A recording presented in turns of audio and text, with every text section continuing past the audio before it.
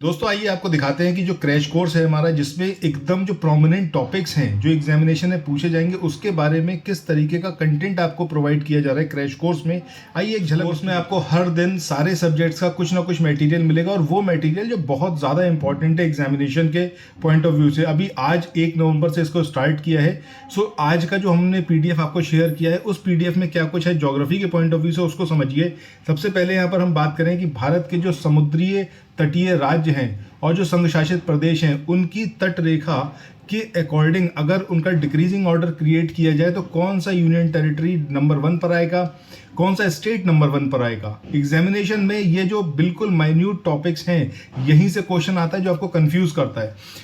अगर हम बात करें यूनियन टेरिटरी की तो अंडमान निकोबार द्वीप समूह ये सभी राज्यों और केंद्र शासित प्रदेशों में सबसे लंबी समुद्रीय तटीय रेखा वाला आपका यूनियन टेरिटरी या फिर हम कहें तो राज्यों, और उसमें सबसे नंबर 1 पर है ये। ठीक है, तो 1962 के आसपास किलोमीटर के आसपास इसकी तटरेखा की लंबाई है। उसके बाद गुजरात, फिर आंध्र प्रदेश, फिर तमिलनाडु, फिर महाराष्ट्र, फिर केरल, फिर उड़ीसा, कर्नाटक, फिर पश्चिम बंगाल, फिर लक्षद्वीप, गोवा, पुडुचेरी और उसके सबसे आखिरी में आपका आता है दादर नागर हवेली। एग्जामिनेशन में आपसे कैसे पूछा जाएगा, सपोज आपको केरल, उड़ीसा, कर्नाटक, पश्चिम बंगाल ये 4 स्टेट दे दिए और आपसे पूछा कि इसमें से कौन सा ऐसा राज्य है जो कि सर्वाधिक तटरेखा की लंबाई वाला राज्य है। आप वहां पर कंफ्यूज हो जाओगे, रीजन बीइंग कि आपने ऐसे डिक्रीजिंग ऑर्डर में इसको शायद अभी तक ना देखा हो। इसी तरीके से आपको याद करना है। आपसे एग्जैक्टली ये नंबर्स यहाँ पर नहीं पूछे जाएंगे, आपसे पूछा जाएगा कि कौन सा स्टेट है जो सबसे ज्यादा लंबी तटीय रेखा वाला है। इसके अलावा क्वेश्चन कैसे आ सकता है, आपको एक ग्रुप दे दे, सपोज आपको महाराष्ट्र, केरल, उड़ीसा ये 3 राज्य दे दिए और इसके पेयर बना दिए।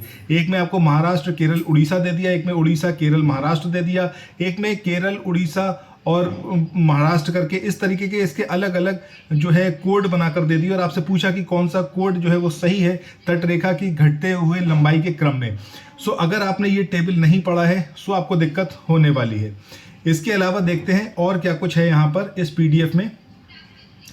जो अलग अलग कॉन्स्टिट्यूशन है अलग अलग देश के, तो उनसे क्या कुछ हमारे संविधान में लिया गया है, इससे रिलेटेड क्वेश्चन हर बार पूछा जाता है। तो सारी चीज़ें आपको डेली बेसिस पर जो इंपॉर्टेंट पॉइंट्स हैं उन सबको कवर अप करते हुए ये हमारा PDF है।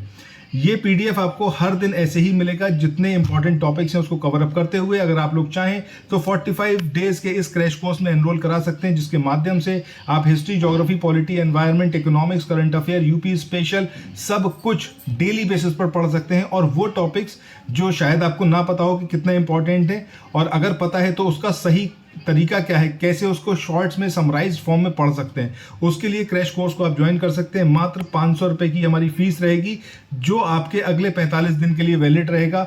इसमें आपको ये सारी चीजें प्रोवाइड की जाएंगी डेली बेसिस पर। So thanks for watching. Channel को सब्सक्राइब करिएगा ऐसे ही वीडियोस के लिए।